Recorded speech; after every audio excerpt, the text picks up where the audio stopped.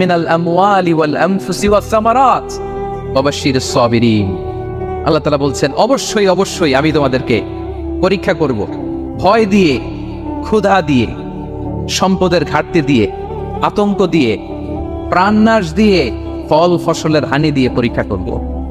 কিন্তু এই পরীক্ষায় যারা উত্তীর্ণ হবে, যারা সবর ইখতিয়ার করবে, ওয়া বাশশিরিস সাবিরিন, ধৈর্যশীলদের জন্যই হচ্ছে সুসংবাদ। আলহামদুলিল্লাহ পড়েন।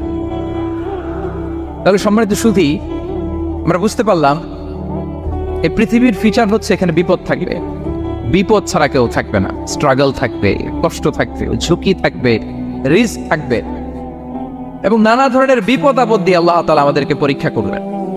এটা মাস্ট, এটা আমাদের মাইন্ডসেটে নিয়ে নিতে হবে, মাইন্ডসেটে এটা ক্লিয়ার থাকতে হবে। চিরসুখ চিরশান্তি এই দুনিয়াতে মিলবে, কোথায় মিলবে তাহলে? এটা তাহলে বিপদ আসবে।